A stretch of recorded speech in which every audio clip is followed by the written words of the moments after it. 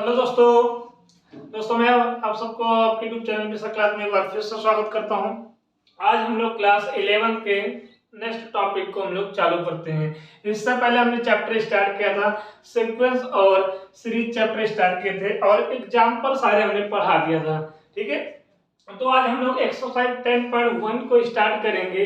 पहला क्वेश्चन आपके बोर्ड पे देखने को मिल रहा होगा, आप लोग पढ़ लीजिएगा। बाकी मैं एक बार रीड कर दे रहा हूँ। लिखा हुआ है if a sequence is given by a1 equal to 2, a2 equal to 3 plus a1। मैं लिख भी रहा हूँ यहाँ पे क्या है यहाँ पर। If a sequence is given by a1 आपका यहाँ पर गिवन है। a1 कितना है, 2 है, और a2 कितना है यहाँ पर, a2 की जो वैल्यू है यहाँ पर 3 प्लस a1 है। बात सही है। फिर एंड an बराबर an equal to 2an minus 1 minus n, ये आपको दिया हुआ है। Four and more than 2 then write the corresponding series up to 4 term. ठीक है, हमें यहाँ पर करस्पॉन्डिंग नेक्स्ट 4 टर्म आपको निकालने हैं। बात समझ में आ गई? मतलब T1 या फिर T2, T3, T4 आपको निकालना है। यहाँ पे A के टर्म में नंबर है तो आपको आगे यहाँ पर A1 दिया है, A2 दिया हुआ है, राइट है। इसका मतलब A3, A4, A5, A6 आपको निकालना है। ठीक है, तो यहाँ पर सॉल्व करते हैं इस क्वेश्चन को। चलिएगा, अब यहाँ पर देखिएगा A1 इक्वल टू कितना दिया हुआ है, 2। अच्छा ठीक है। अच्छा A2 सीरीज हमारे पास क्या है, 3 प्लस A1 है। अच्छा A1 की वैल्यू यहाँ पर कितना है, 2 है, तो 3 प्लस 2 हो जाएगा। तो मुझे बताओ A2 कितना मिलेगा, A2 5 मिल जाएगा। A2 5, बात समझ में आ गई। A2 की वैल्यू आपकी 5 आ गई है, तो मुझे यहाँ पर ये इक्वेशन दिया हुआ है, इस इक्वेशन से आगे हमें नंबर्स निकालने हैं इस इक्वेशन से। तो यहाँ पर क्या है, an equal to 2an minus 1 और माइनस 1, ये इक्वेशन है। अच्छा A1 की वैल्यू आपके पास पता है, A2 की वैल्यू आपके पास पता है। ठीक है, अब यहाँ पर बोल रहे क्वेश्चन यहाँ पे बोल रहा है कि जो n की वैल्यू अब यहाँ पर फाइंड करना है वो 2 से बड़ी होनी चाहिए। n मोर देन इज 2, तो 2 से बड़ी संख्या होनी चाहिए। 2 से बड़ी संख्या क्या होगी, 3 होगी, 4 होगी, 5 होगी और 6 होगी। 4 टर्म ही लेने हैं। तो हम लोग क्या करेंगे, n की वैल्यू यहाँ पर 3 पुट कर देंगे। कहाँ पे, इस वाले इक्वेशन में। सामने जो इक्वेशन दिया हुआ है an बराबर, उस वाले इक्वेशन में n की वैल्यू हम क्या करेंगे, 3 पुट कर देंगे। तो यहाँ पर क्या आएगा, a3 आएगा। a3 बराबर कितना हो जाएगा, 2a3 माइनस 1। ठीक है, ये बात समझ आ गई। तो a3 इक्वल टू कितना आ जाएगा, 2। अच्छा 3 में से 1 माइनस कर दोगे, 3 माइनस 1 करोगे कितना आएगा, 2 आएगा। मतलब a2 लिखा हुआ है माइनस 1। अच्छा a2 की वैल्यू कितनी है, a2 की वैल्यू 5 है, तो 5 रख देंगे, माइनस 1। तो मुझे आप ये बताइए a3 इक्वल टू कितना आ जाएगा, a3 इक्वल टू कितना आ जाएगा, 2 5 या 10, और 10 में 1 माइनस कर दोगे तो यहाँ पर कितना आएगा, 9 आएगा। यहाँ तक बात समझ आ गई। यहाँ तक n की वैल्यू 3 पुट की है तो a3 कितना आ गया है, 9 आ गया है। अब हम लोग क्या करेंगे, n की वैल्यू 4 पुट कर देंगे।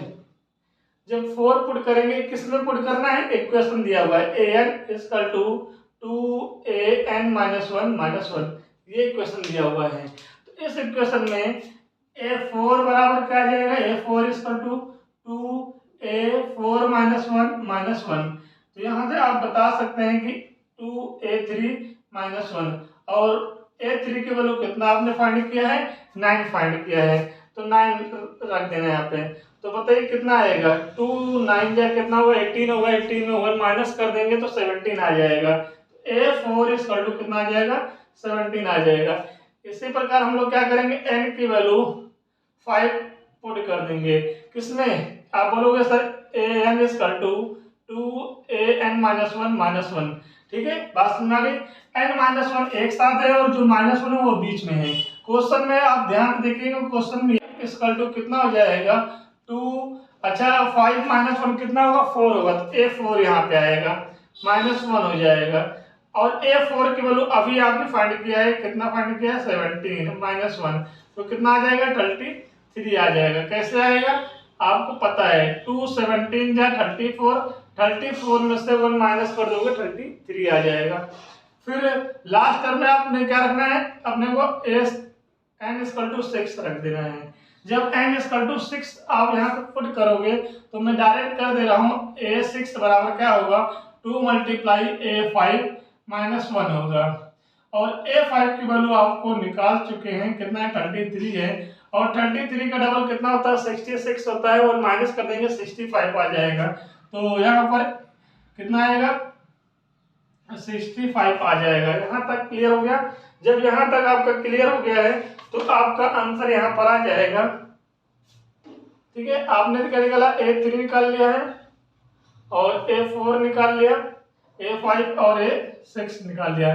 There are 4 corresponding term each, ठीक है, यहाँ लिख दीजिएगा there are next 4 term is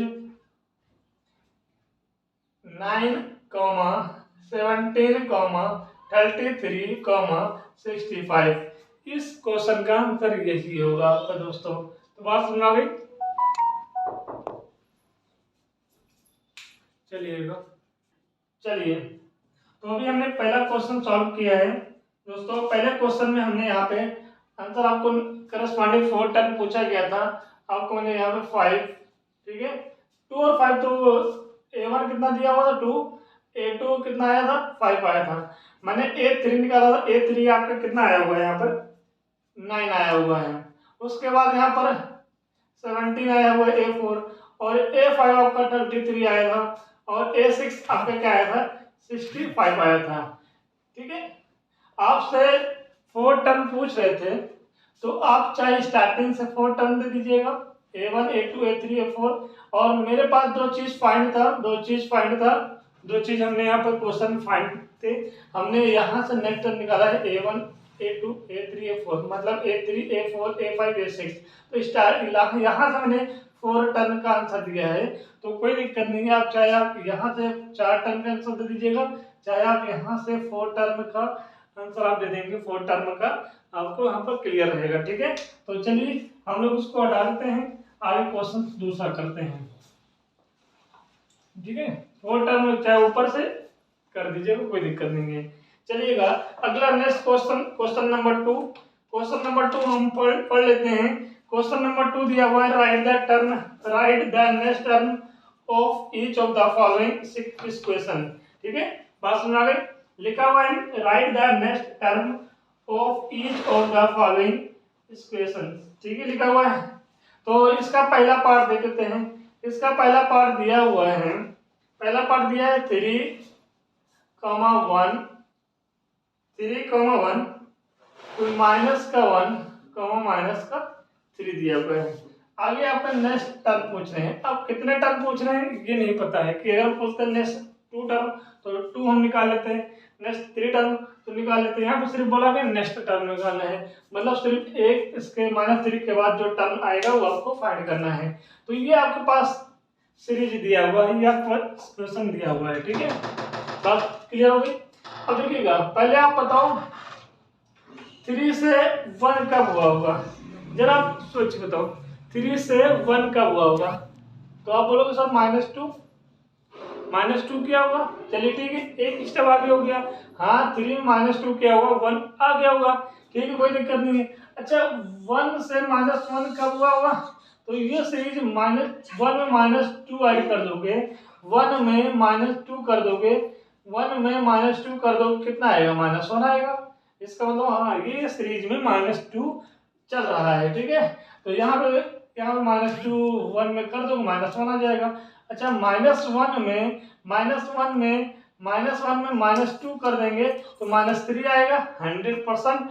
यहाँ पर क्या होगा, इस सीरीज में पहले से जब दूसरे टर्म को जाओगे तो -2 करना पड़ेगा। इस सीरीज में पहले टर्म से दूसरे टर्म पे आओगे तो यहाँ पे क्या करना पड़ेगा, -2 करना पड़ेगा। तो इसका मतलब कि उसको हम लोग क्या करेंगे, -2 कर देंगे। तो जब हम -3 में -2 ऐड कर देंगे, -2 कर देंगे तो कितना आएगा, -5 आ जाएगा। क्लियर हो गया। तो इसका नेक्स्ट टर्म क्या हुआ, नेक्स्ट टर्म इज -5। क्लियर, ये देखिए इसका आंसर आ गया। चलिएगा यहां तक क्लियर हो गया। अब इसका सेकंड पार्ट देख लेते हैं। इसी में इसका सेकंड पार्ट देखिए, सेकंड पार्ट दिया हुआ है। चलिए इनकी ज्यादा हो गया है मार्कर में। चलिए सेकंड पार्ट क्या है, 5 -5/2 फिर 5/4 5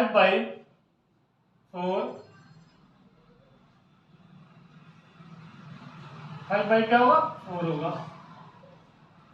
फिर -5/8 यहाँ पे आएगा। ठीक है। अब इसका मतलब कि इसके बाद यहाँ पे कोई वैल्यू होगी वो हमें फाइंड करना है।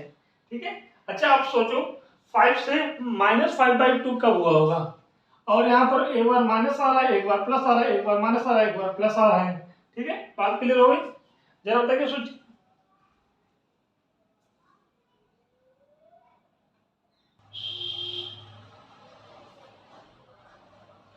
चलिए आप लोगों ने सोचा क्या हुआ होगा यहाँ पे।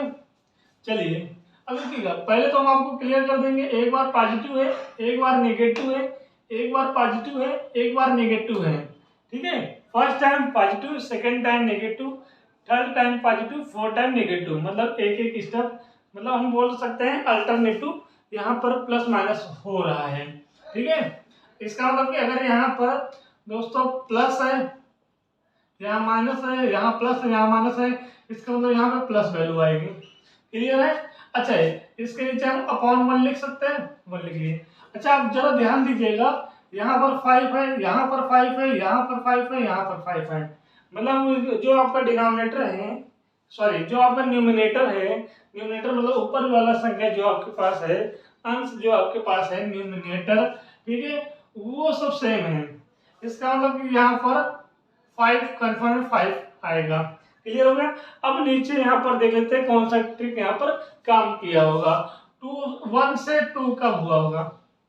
अगर बोलोगे सर 1 में 1 ऐड किए हैं तब 2 आया हुआ है, ठीक है कोई दिक्कत नहीं। चलिए यहाँ से यहाँ तक तो हम आपकी बात मान लेंगे कि 1 में 1 ऐड किए 2 आया हुआ है। लेकिन दोस्तों आगे अगर 2 में 1 ऐड कर दोगे तो क्या 4 आएगा, नहीं आएगा। इसका मतलब कि ये वाली मेथड यहाँ पे गलत हो गया है। ठीक है, ऐड नहीं हुआ है। अच्छा 1 से 2 कब आया हुआ, जब बोलोगे सर हम 2 से मल्टीप्लाई 2 बाई मल्टीप्लाई 1, अगर 1 में 2 को मल्टीप्लाई करेंगे तो कितना आएगा, 2 आएगा।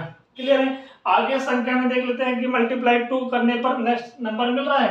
ठीक है, देख लेता हूँ भाई, अगर मैं 2 में 2 की मल्टीप्लाई कर दूं क्या मिलेगा, 4 मिल जाएगा। 4 लिखा भी है।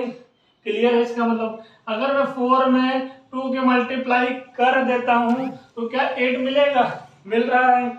इसका मतलब कि इस सीरीज में 2 से मल्टीपल हो रहा है नेक्स्ट टर्म प्राप्त करने के लिए। तो इस सीरीज में हम क्या करेंगे, 8 को 2 से मल्टीपल कर देंगे, नेक्स्ट टर्म हमें मिल जाएगा।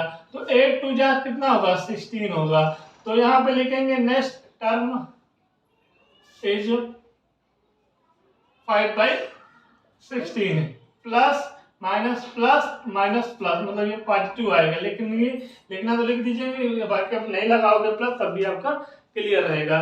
तो इस एक्सरसाइज के फर्स्ट क्वेश्चन और सेकंड क्वेश्चन आपका हो गया है।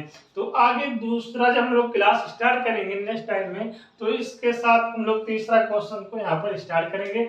आज के लिए सिर्फ 2 ही क्वेश्चन है दोस्तों, और इसको आप अच्छे से देख लीजिएगा। अगर आपको समझ में आ जाएगा तो लाइक जरूर कर दीजिएगा। और चैनल को सब्सक्राइब कर लीजिएगा ताकि ऐसे ही वीडियो आपको मिलते रहें। ठीक है दोस्तों, चलिए कल मिलते हैं। जय हिंद, जय भारत।